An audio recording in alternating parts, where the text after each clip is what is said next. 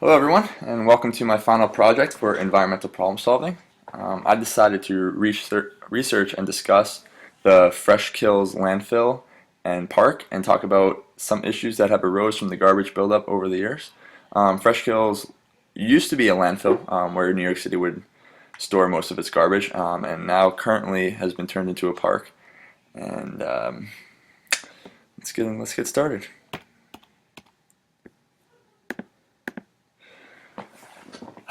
Okay. A landfill is defined as a large area of land or an excavated site that is designed and built to receive wastes. Some statistics of landfills in the United States is there were 3,536 active municipal landfills in the United States in 1995. This is according to the U.S. Environmental Protection Agency.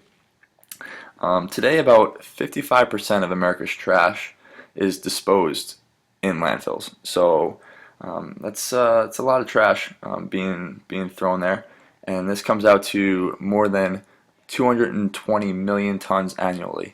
So obviously, there's a lot of people living here in the United States, and with more people, there becomes more trash. So they're all disposed into landfills, and that's where all the buildup arises. Some history of FreshKill landfills. It's a landfill that opened in 1947. It covers 2,200 acres in the New York City borough of Staten Island in the U.S. It became New York City's principal landfill in the late 20th century, and it was once the largest landfill as well as human-made structure in the world. Just goes to show just how big of a place this landfill was.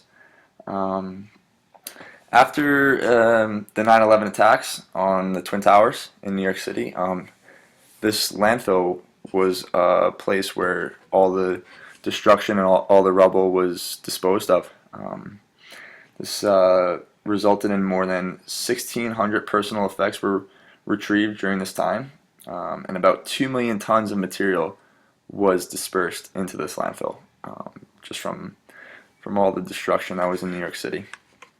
Then, dating back to 2009, this landfill closed up and became a park for pedestrians and became a home for many forms of wildlife. So they transformed, which was once a landfill, they transformed it into a park.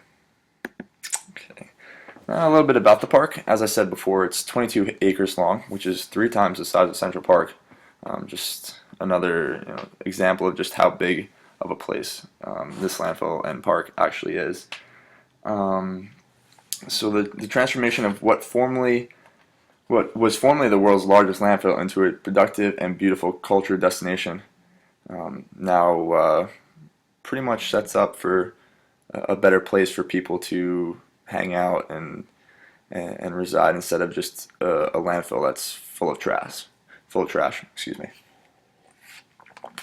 Over the next 30 years, development of the park will expand, and this will focus on providing public access to the interior of the site and showcasing its unusual combination of natural and engineered beauty. This will include creeks, wetlands, expansive meadows, and spectacular vistas of the New York City region.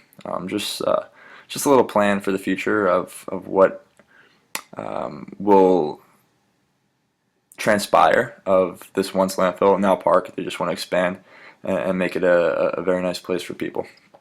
So a little bit of use of the park. This will be a place for pedestrians, home of wildlife. Like I said before, it provides a wide range of recreational opportunities. 2 things I have in bold here are programming and wildlife.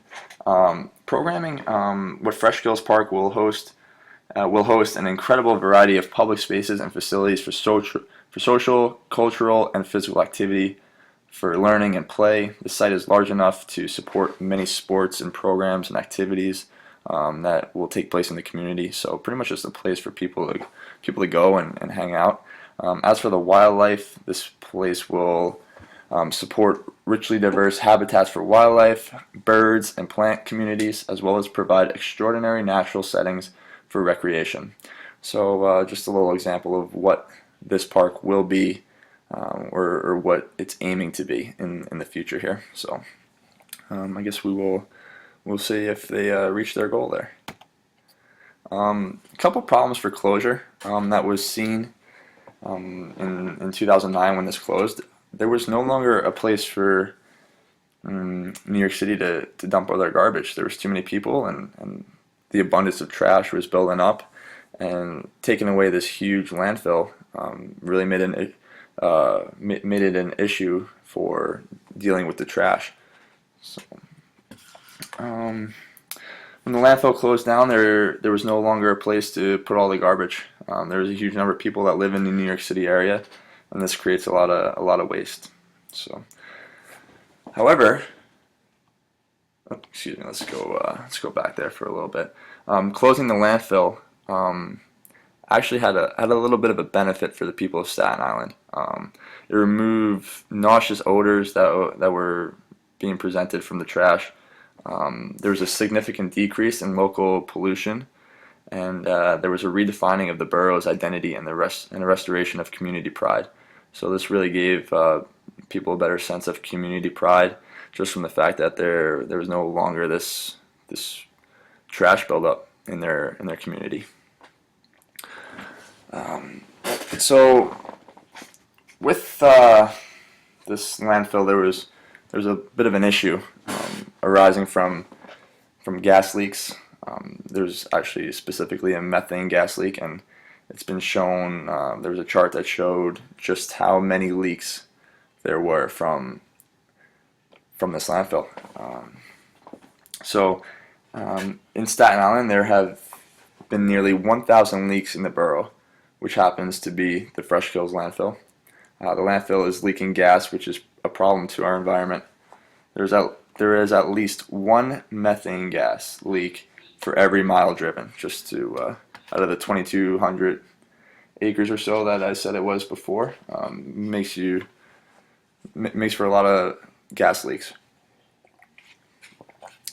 Methane gas, however, is hard to spot because it's invisible and odorless, so you really don't know that it's there. But however, it possesses a serious threat to the environment. Methane gas leaks are difficult to spot, like I said, and even small leaks pose a serious environmental threat. According to the EDF, leaks like these rarely pose an immediate safety threat, but the leaking natural gas, which is mostly methane, has a powerful effect on the global climate, carrying 120 times the warmer effect of carbon dioxide. So it just goes to show just how much of a danger methane gas leak is. Even though you don't know it's there, it actually results in the climate change and can pose a serious risk to our community. Note that the daily carbon pollution from some of the leaks were so extreme, they matched the carbon emitted by a car driving between 1,000 and 9,000 miles. And though methane leaks aren't necessarily immediate safety threats, they can contribute to many hardships, which I will move on to right here. Some causes of methane gas. Like I said before, it causes global climate change, which is a serious thing that we need to look into and seriously start making a change for. As we've done research in previous weeks of just how much global climate change can affect our communities and our health. Also, methane gas contributes to smog, can cause asthma, may also trigger headaches and nausea. They can also cause explosions, which these are all examples of dangers to the community, dangers to our health, just stuff that we really want to avoid at all costs if possible. Obviously there's got to be ways to avoid this, and something we need to continue to look into, because this methane gas leak poses a serious problem to our environment. I came up with some possible solutions, just sitting here thinking about it. I'm not sure if things are being done. I'm sure they're trying to fix the leaks. You would think that would be the obvious thing, is just to fix the leaks and hope for methane gas to no longer leak from the underground of this landfill. Obviously that would be beneficial to all of us. Another thing that we can do personally is recycle better, because if we recycle better, then gets rid of pollution and things of that nature. Just helps our environment altogether. Lastly, something that I thought we could do, just discussing in past lectures and past weekly activities, is we could reuse items and don't throw away as much trash as we normally would. This will decrease the landfills, the amount of landfills that are being used, although there are many people here in the United States, so this would have to be a collective group effort. Maybe the government would step in and do something with this, but if we could avoid the methane gas buildup on landfills, and that would help reduce carbon dioxide or methane gas being leaked in the environment, eventually, and hopefully that would help us reduce our chances of a global climate change, which ultimately is the main goal to do here. So that's pretty much all I got for you. But thank you for all listening to my presentation to you guys about the FreshKill's landfill, which is now a park, and the environmental problems that conspire there. And I hope you all have a great summer, rest of your summer. Take care.